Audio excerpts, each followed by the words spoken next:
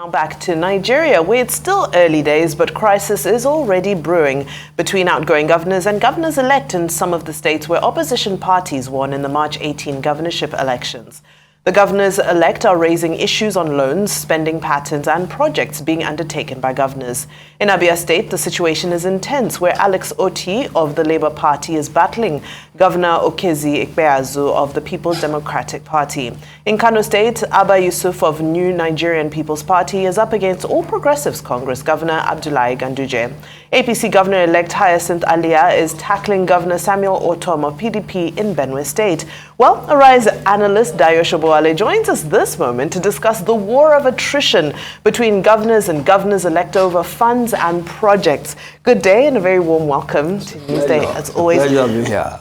Now, the lawyers involved are saying that the governors-elect should cool down and wait for their turn to come in office and allow the incumbents to finish their tenures at the end of May. However, how does one strike the balance between being prepared, the noble intention of hitting the ground running, without rattling the outgoing incumbent? Well, I'm amazed at this development.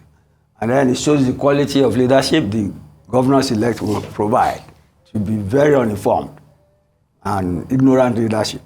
Because the law is clear. Until the governor leaves office, until the governors-elect are sworn in, the status quo should remain. But then they have a good example at the center. We have a transition team going on now between the president-elect team and the incumbent president, and it's going on seamlessly. They only need to borrow a leaf from that. Any president-elect, like in Benue State, Benue State, Hyacinth Alia, the governor-elect, said he has not been spoken to by Ortom, the sitting governor. That has not been provided security or any building, totally not as a private citizen. That is very wrong. That is very wrong.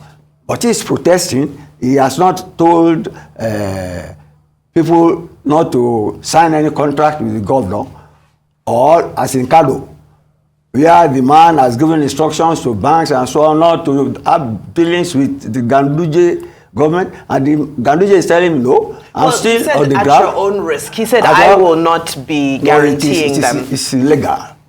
You see, if a governor-elect acts as a governor when he has not been sworn in, it's a usurper. You get me? A governor on the seat, incumbent governor, who does not accommodate or appreciate or provide the necessary wherewithal and protocols and security for a governor-elect is tenacious in office. Suffering from tenacity of office. That's what we call it in political science. Both are illegalities, and both sides should show moderation. They have a good example, the transition going on the presidential system. So, what is the problem?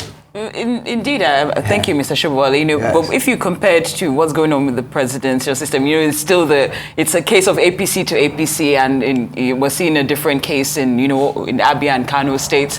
But I'm just wondering, especially if you take an excerpt of what's going on in Kano, where the governor-elect has basically said that he would probably not honor any loan that's given to the incumbent governor, after March 18th. Even though that's not legally binding, I hear you. Even though that's not legally binding, yes, would it not also form a basis to how lenders will deal with the current governor, based on the fact that he's outgoing, has a few more months or weeks, and this one is already setting the prerequisite for how he's going to deal with them? Let me say one thing clearly.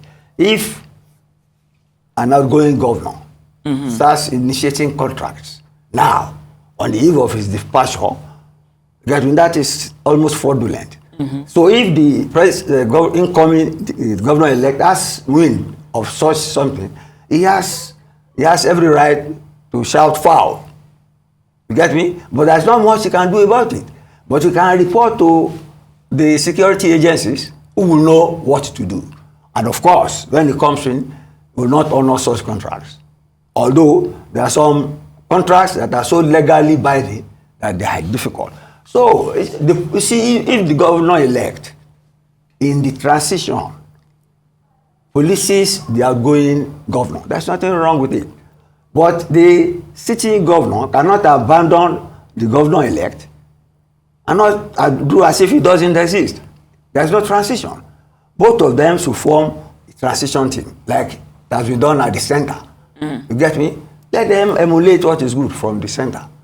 You get me? Otherwise, they are indulging. One is a usurper, the other is a product of tenacity of office, not willing to leave office because of sour grapes. Maybe he's jealous somebody is coming in, or he's not happy his tenure is up. Either way, there are illegalities. Yes. In the case of Abia State, of course, accusations are flying around. Some state accounts have been frozen. Now, one report, the report from Governor-elect, Alex Otti's team is saying that these accounts have been frozen because of, fraudulent contracts, fraudulent dealings. By the court. Frozen by the courts. Frozen by the courts, yes. So, and, there's accusations flying back and forth. So one is saying because things are not straightforward, that's Alex Otti's side. And of course, Governor Ikpeazu's side is saying, no, Alex Otti has interfered. That. Yes. I'm just trying to set the scene for the question I want to ask you. Now, is Alex Otti supposed to sit and fold his arms while this is happening, when this is ultimately a burden that he will inherit in just about 2 months? You should not take sides. Ikpeazu too has denied it. And then if you remember this same Abia, Ikpeazu was the first person to congratulate Otti and said people should not take him to court so he can enjoy his tenure, because they took him to court for 3.5 years. See how the handing over has gone sour. It is unfortunate. But nobody can really ascertain the truth. So one can only appeal to the two of them to bury the asset and wait. And for Otti to allow Ikpeazu to reach July 29 in one piece, so that each two can take over in one piece. Right. That's how it should be. That's succession. That's transition. They should honor it. Yes. Thank you, Mr. Sobowale. Do you think we're in for an array of legal battles? In some cases, we see where, governors-elect are having their victories challenged. And now we also see where there's this clash between the governors-elect and the incumbent governors. This one cannot. The time is too short for legal fisticuff. Because you did make it clear. The other one on the election. Yes. Election disputations. Those ones can take like 3 years, like the other guy said. Yes. But this one, who will go to court on this one? Because he did say it's illegal. But do you think someone might choose to, one of these governors that are incumbent might choose to explore that option, since you're saying that the system will call him to order. Okay. The system is like to be like somebody, those people calling for interim government.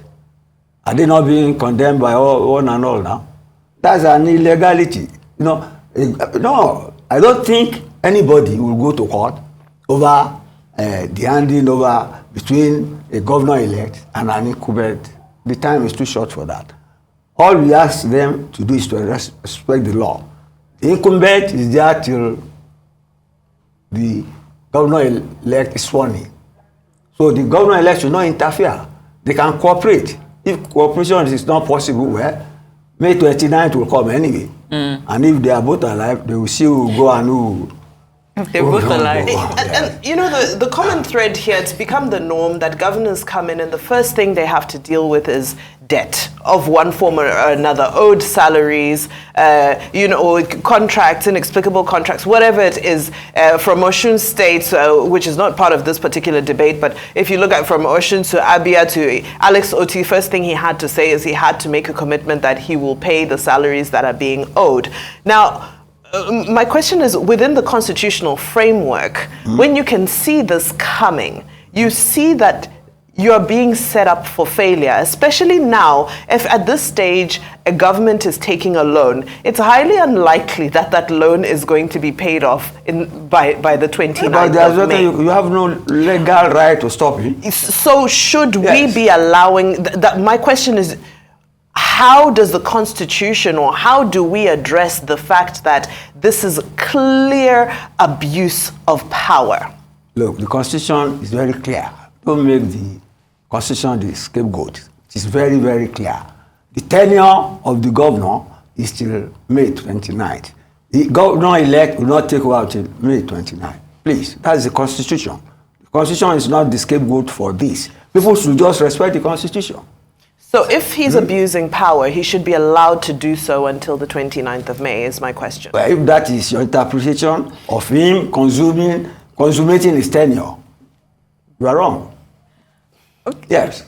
He's consummating his tenure. The other guy say, and he say, you suffer until he's sworn in. Thank you. Don't let me say Sam again. You already did. Thank you, Mr. Sobowale. Yeah. Now, I'm just wondering, when we saw the nature, some of the excerpts of the advisories that said stuff like, do so at your own risk, and it was said, or Sands referred to those advisories as expressions of interest. Just wondering if you think that some of the members of the electorate might perceive that as a willful attempt to cause disruption in the final days of the incumbent. It's just a thought. Of course. And if they have that feeling, they will be right. They will be right. Although it is dishonest for any incumbent in the dying days of his tenure to be awarding new contracts or granting new loans. You get me? What the people can do, that's not much they can do.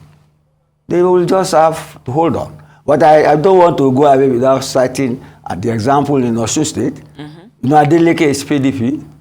Aregbesola was governor. Mm-hmm. Now they say Aregbesola went there and Adeleke welcomed him. I said he can go anywhere he likes.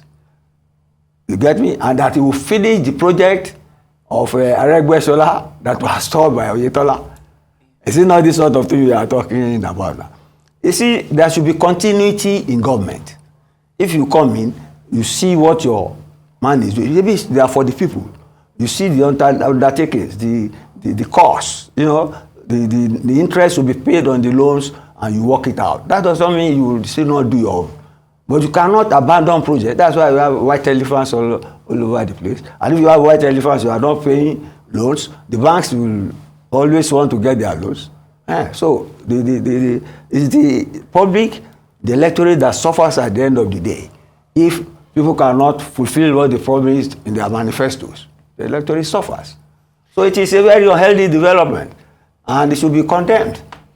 Yes. But now there are people with different ideas and different schools of thought and different visions of what they want to do in their respective states. I always like to give Cross River State as an example. If you look at the tenure of Donald Duke and projects like Tinapa and various projects that were visionary, however, since then have been abandoned, have become white elephants. Now, that's still Nigerian taxpayers' money that is being used for those projects. I almost cried the day I saw Tinapa because I know Donald Duke and I knew how Tinapa was. It was a laudable project. But to see continuity and fraud, filtering of funds, agreement or observance of contract details collapsed. That laudable project. We can only want politicians to honor contracts, to fulfill their manifestos, and ask the electorate to use their power at the election time to vote them out if they don't do so in a free and fair election. All right. Bottom line being free and fair election. Mr. Dayo Sobowale, thank you so much for your time as always.